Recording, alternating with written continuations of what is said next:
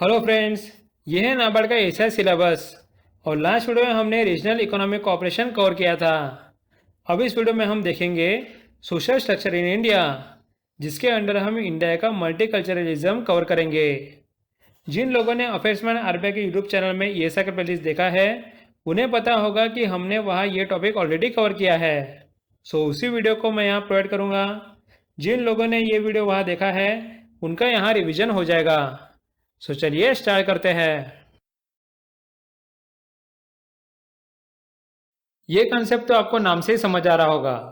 Multi culture में अलग अलग कल्चर के लोग एक साथ रहते हैं। यहाँ उनकी भाषा अलग होती है, उनके यहाँ ट्रेडिशंस अलग होते हैं या बिहेवियर भी अलग होते हैं, लेकिन सब साथ में मिलके रहते हैं। समझ रहे हो? So multicultural societies are characterized by people of different races, ethnicities and nationalities living together in the same community.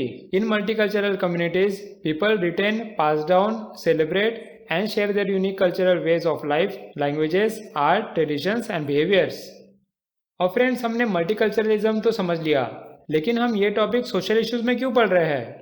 देखो, मल्टीकल्चरलिज्म में हमें ऐसे लोगों पे फोकस करना है जिन्हें पहले उतना रेस्पेक्ट या रिकॉग्निशन नहीं मिला, जैसे कि महिलाएं या ट्रांसजेंडर, माइनॉरिटी कम्युनिटीज या दिव्यांग लोग। मतलब हम यहाँ इस कंसेप्ट पे फोकस करके ऐसे लोगों को राइट्स दे सकते हैं। समझ रहे हो? So multiculturalism is the policy or practice of giving equal attention or representation to the cultural needs and contribution of all the groups in a society.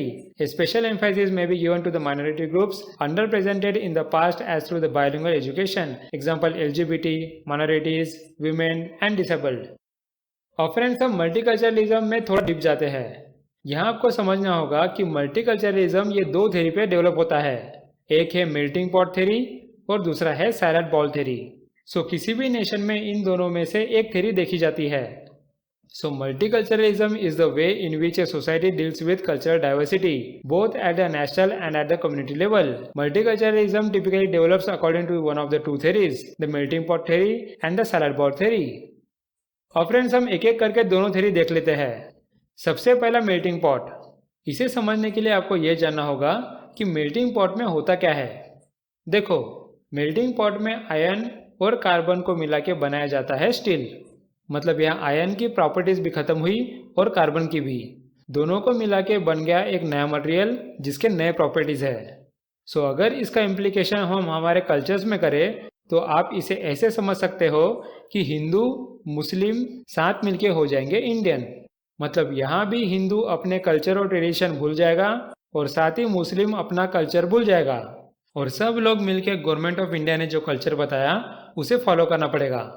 लेकिन फ्रेंड्स, आप समझ रहे होंगे कि ये थ्योरी इंडिया में नहीं है। उसका रीजन ये है कि हिंदू और मुस्लिम अपने ट्रेडिशन छोड़ना नहीं चाहते और वो गवर्नमेंट के इशारों पे नहीं चलना चाहते, राइट? सो समझ रहे हो मेल्टिंग पॉट थ्योरी? ये थ्योरी हमें ज़्यादातर यूएसए में मिलती है। So the melting pot theory of the multiculturalism assumes that various immigrant groups will tend to melt together, abandoning their individual cultures and eventually becoming fully assimilated into the predominant society. The melting pot theory is often illustrated by the metaphor of a foundry's melting pots in which the elements iron and carbon are melted together to create a single stronger metal steel. The melting pot model has been criticized for reducing diversity, causing people to lose their traditions and for having to be enforced through governmental policy. अब हमारी next theory है salad bowl theory. यहाँ आप image में देख रहे हो कि इस बॉल में सलाद रखा है, जहाँ गाजर, खीरा, मटर या काजू और चने रखे हैं। अब चाहे ये सब एक ही बॉल में रखे हैं, लेकिन क्या आप इन सबको एक ही साथ खा सकते हो या फिर इन सब का टेस्ट एक ही बाइट में ले सकते हो? नहीं, राइट? यहाँ चाहे गाजर और खीरा एक साथ रखे हैं, लेकिन इन दोनों के स्वाद को आप मिक्स नहीं कर सकते। मतलब हर एक की प्रॉपर्टी अलग ही रहेगी।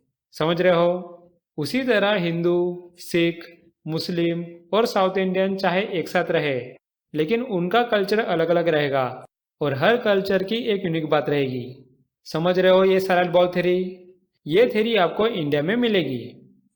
So a more liberal theory of multiculturalism than the melting pot, the sad ball theory describes a heterogeneous society in which the people coexist but retain at least some of the unique characteristics of their traditional culture. Like a salad's ingredients, different cultures are brought together, but rather than coalescing into a single homogeneous culture, retain their own distinct flavors. अब friend salad bowl theory तो बहुत अच्छा लगता है, जहाँ हर culture के लोग एक साथ रह के खुद के कल्चर को फॉलो कर सकते हैं। लेकिन यहाँ भी कुछ प्रॉब्लम आते हैं। यहाँ दो अलग अलग कल्चर के लोग एक दूसरे की निंदा करते हैं या फिर नीचा दिखाते हैं। इन सब की वजह से सोसाइटी में डिवीजन होता है। लेकिन फ्रेंड्स, हमारी कंट्री स्ट्रांग रखने के लिए हमें ये सब रोकना होगा, राइट? इसलिए हमें अलग अलग कल्चर्स के लिए कॉन्स्टिट्यूशन में प्रोविजन करके रखे हैं, जिससे सब कल्चर के ग्रुप्स को प्रोटेक्शन मिले।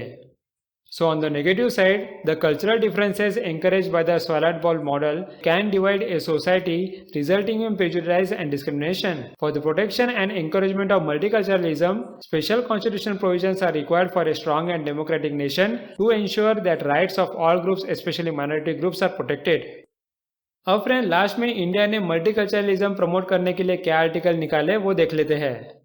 सबसे पहला माइनॉरिटी को प्रोटेक्ट करने के लिए article 29, that is protection of interest of minorities.